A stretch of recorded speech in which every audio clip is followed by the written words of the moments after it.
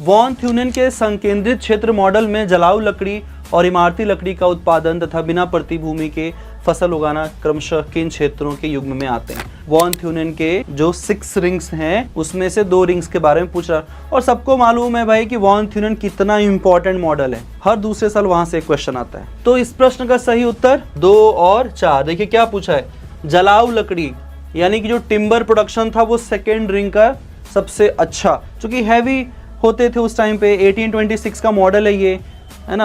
Horse and wagon का concept था, रेलगाड़ी होती नहीं थी उतनी ज़्यादा पॉपुलर, अभी तो उसका आविष्कार ही चल रहा था, राइट। उतना ट्रांसपोर्ट फैसिलिटी ना होने के कारण वॉन थ्यूनेन ने कहा कि जो जलावन की लकड़ी है या फायरवुड या टिम्बर का प्रोडक्शन है वो रिंग 2 में रखेंगे, जबकि क्रॉप फार्मिंग विदाउट फैलो, विदाउट फैलो का मतलब है कि बिना प्रतिभूमि के। प्रतिभूमि उसको कहते हैं जो जिसके ऊपर किसान फसल नहीं उगाता है। एक होता है परमानेंट, एक होता है टेम्परेरी। टेम्परेरी मतलब जैसे एक सीजन के लिए जमीन को छोड़ दिया, भाई कुछ नहीं उगाना है क्योंकि मिट्टी अपनी फर्टिलिटी को रीगेन कर लेती है।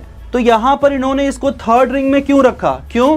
क्योंकि that ring is very close, that area is very close to the central city, और सेंट्रल सिटी को चाहिए खाने के लिए, तो खाना जितना नज़दीक होगा उतना अच्छा है ना।